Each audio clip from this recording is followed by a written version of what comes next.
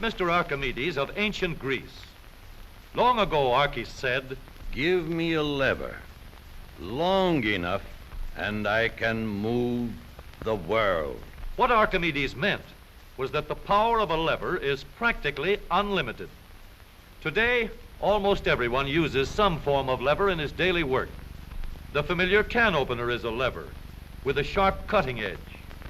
The playground seesaw is just a simple lever too.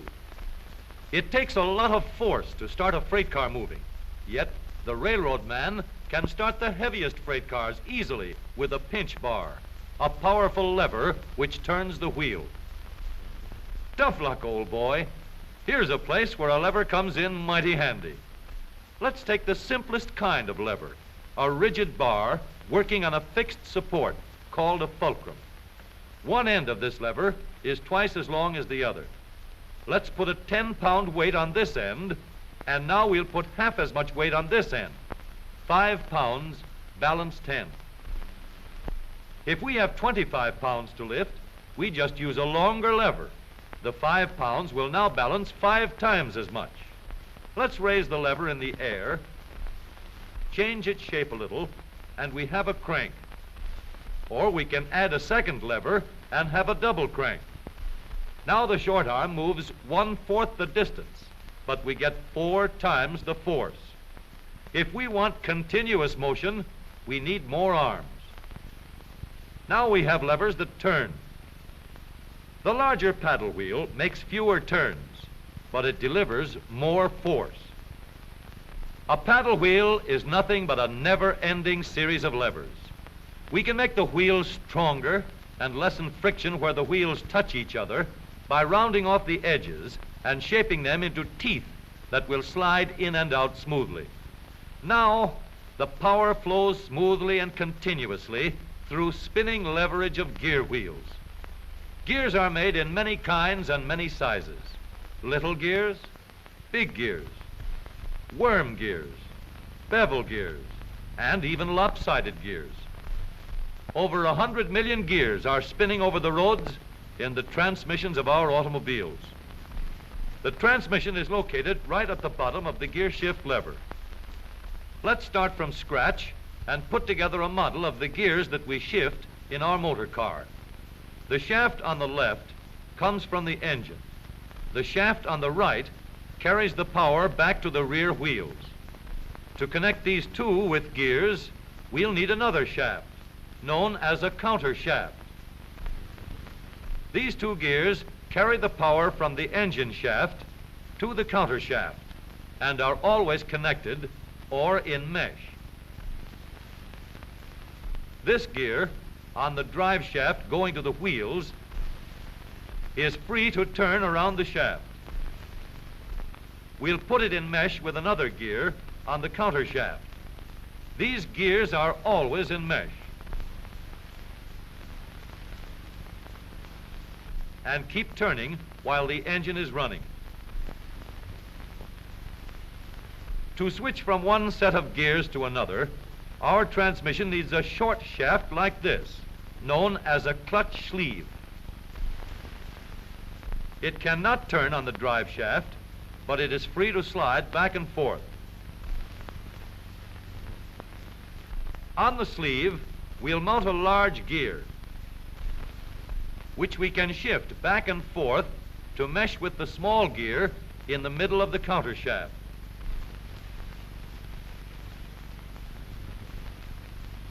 We are now in neutral. The gears that are always in mesh are turning over with the engine, but the shaft to the rear wheels is standing still. A 3,000-pound automobile takes a lot of force to start. So in low speed, we get the greatest leverage by letting the smallest gear on the counter shaft turn the largest gear on the drive shaft. The engine on this model is running at a constant speed of 90 revolutions a minute. With low gears in mesh, the rear wheel is turning at 30 revolutions a minute, about a third the speed of the engine, but with 3 times the force. The power is going through these gears in the transmission.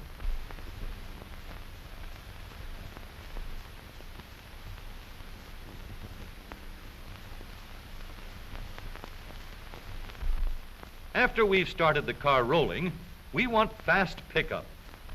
So we shift into second by sliding the sleeve backward to mesh with this gear on the shaft to the rear wheels.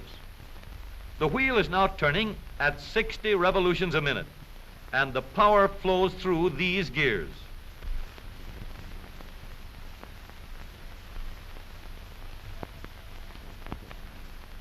For higher speeds, we let the power go directly to the rear wheels. We shift the sleeve forward so that it meshes with the shaft from the engine. The power travels straight from the engine to the drive shaft. Now the shaft to the wheels is turning at 90 revolutions a minute, the same speed as the engine. But here's a problem. An automobile must be able to go backward as well as forward. So we add one more set of gears to reverse the shaft to the rear wheels.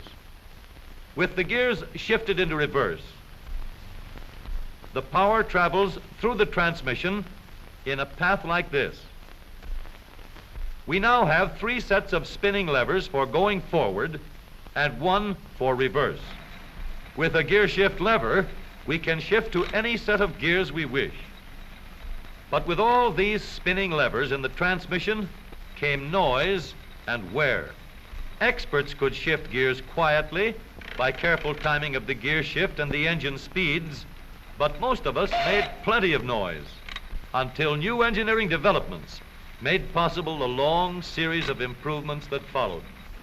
When we shifted gears, we got a clash because the gears were not running at the same speed. In other words, not synchronized.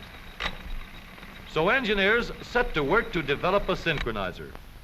The synchronizer works like a cork twisted into the top of a bottle. The cork will turn until it is so tight that the bottle turns with it. Synchro mesh works the same way. When we shift into second or high, the synchronizer brings the gears to the same speed before they come together. The drums won't let the gears shift unless they are turning at the same speed. When the gears come together, there is no clash, and the shift is made quietly and easily. In the transmission of the up-to-date automobile, we have a powerful low gear to give us a strong spinning leverage in starting.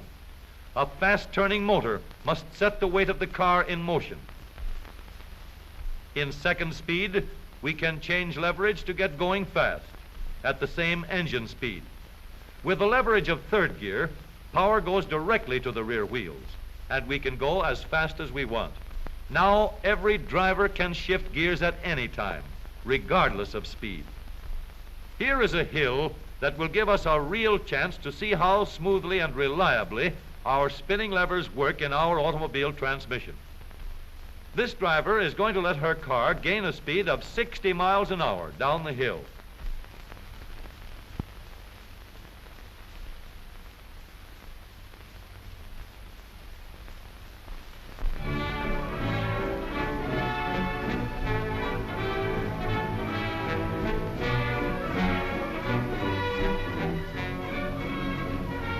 Then she will shift into second speed and bring her car easily and safely under control before it reaches the bottom of the hill.